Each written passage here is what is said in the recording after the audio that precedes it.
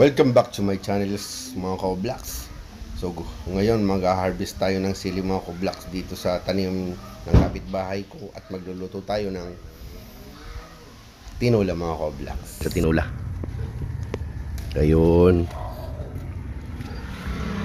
Naglaglagan ng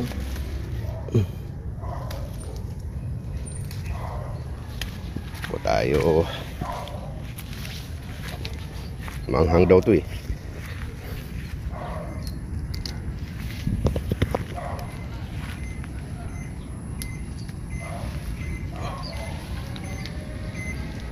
Ayan na.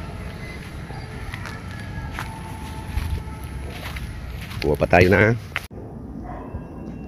Kaya kuha tayo na isa. Ayun. Kaya yung mga Koblaks. Yun o. Ilang piraso. Saglit. Yan o.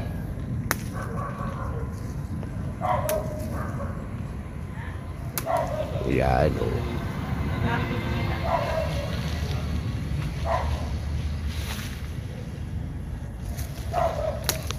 Yan.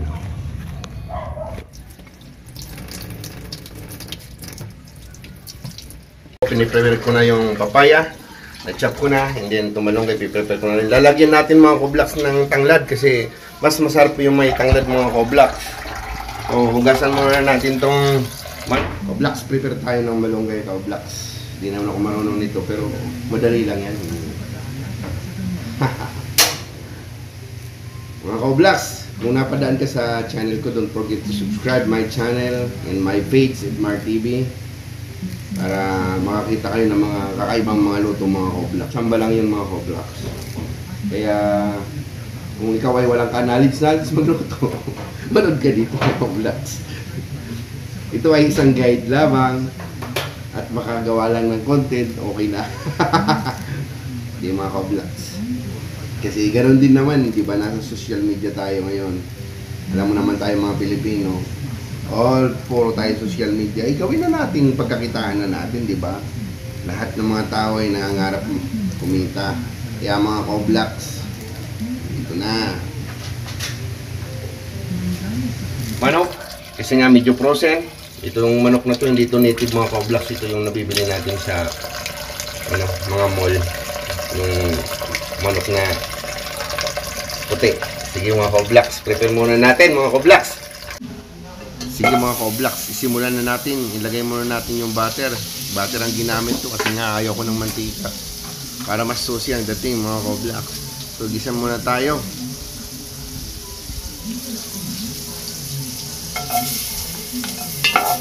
Siyempre mga Koblaks, typical na pagigisa. Siyempre tinola to mga Koblaks, hindi to adobo o ano pa man. Siyempre nandyan yung loya mga Koblaks. At nilagayan rin natin ng tanglad. Isang tanglad ay para sa akin masarap na kainin. At yung ano niya mga Koblaks, yung aroma niya, the best. Kaya pag ako nagtitinola mga Koblaks, nilalagyan ko ng tanglad mga Koblaks. So gisa-gisa muna natin.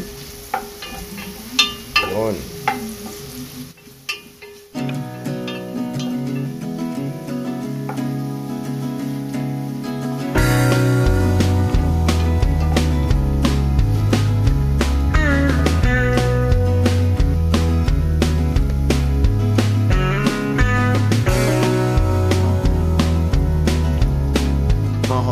Nagisa na natin yung mga ricados natin mga Koblaks.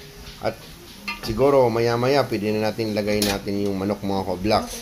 So mga Koblaks, kung bago ka sa channel ko, don't forget to subscribe my channel and pag-click na rin ang bell button para updated kayo sa mga bagong videos, and follow my FB page mga Koblaks.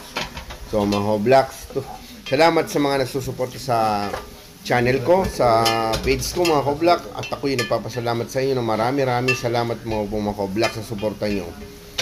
So ito, malapit na natin ilagay itong manok mga Koblaks.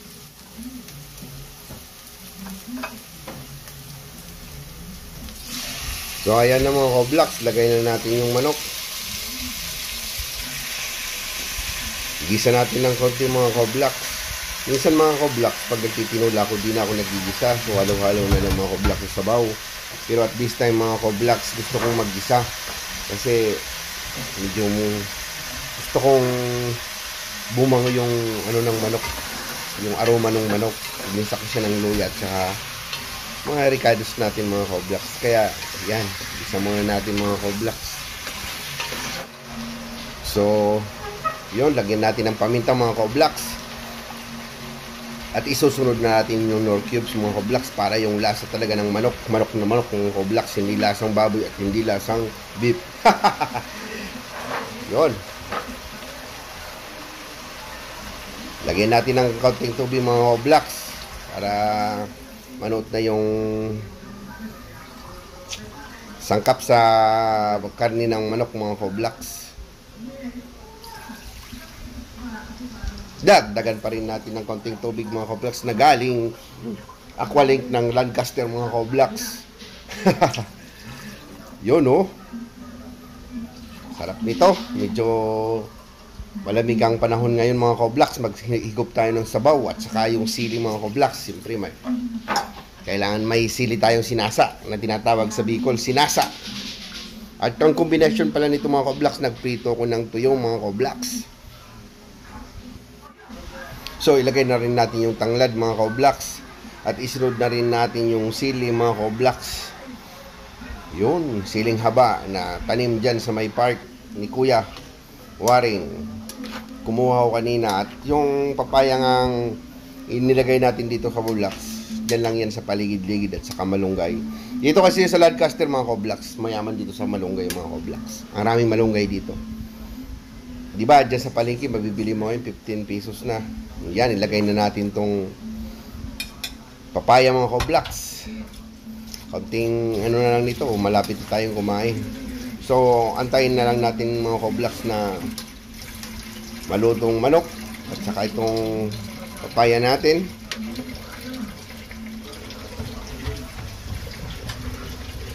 Yun mga koblaks. So, mga koblaks, shout out pala sa mga tropa ko dyan. Diyan sa South Korea, yung mga katropa ko dyan dati, ingat-ingat kayo lagi, work lang, ipon-ipon. Kasi mahirap mga koblaks pag umuwi na dito sa Pilipinas. Sa Koranas ko yon, yung nagtatrabaho ko sa Korea, kahit pa paano may naipon rin. Umuwi dito sa Pilipinas, kung wala ka talagang dito sa Pilipinas, yung pera mo, kung wala mo, di mo talaga ilalagay sa tamang ang bilis maubos ng pera dito sa Pilipinas mga koblaks.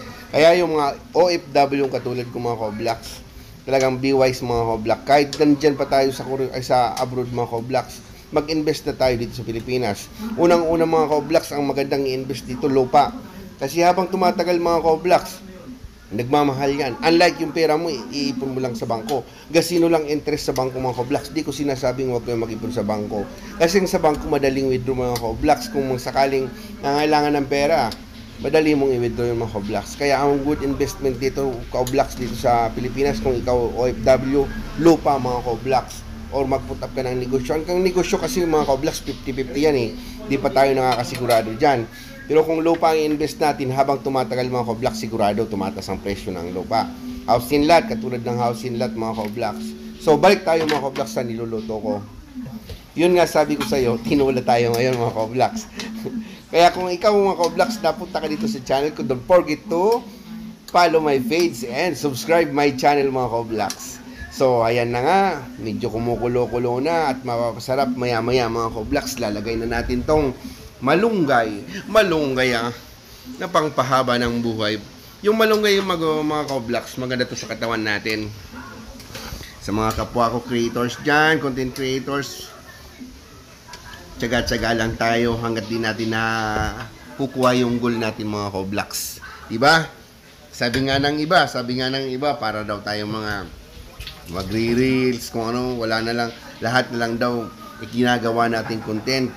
Eh, ano kaya kung sumahod kami at isampal ko sa pagmumukha nyo? Diba? Di ko naman sasampal yun mga koblaks. Kanya-kanyang trip lang.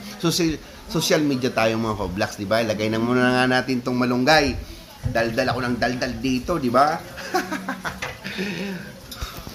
O, lagay na natin malunggay mga koblaks. Konting-konti na, tapos na to. At magkakainan na tayo. So, yan na. Napakasarap pa naman kumain ngayon mga Koblax kasi nga medyo ano yung panahon mga Koblax. Medyo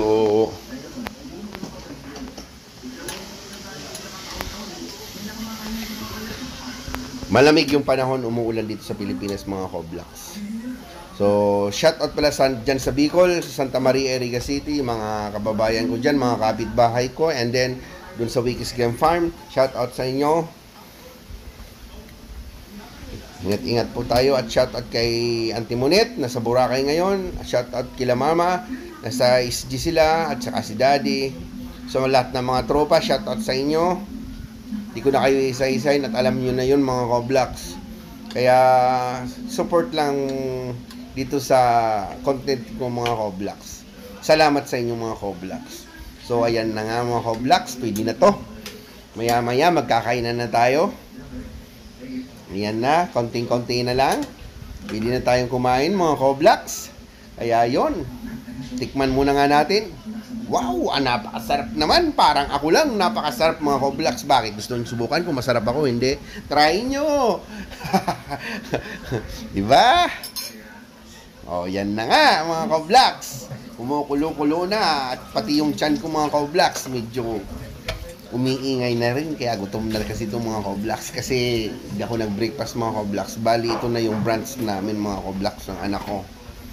So, anak ko dapat pinagluluto ko ng ganito kasi hindi siya kumakain ng gulay.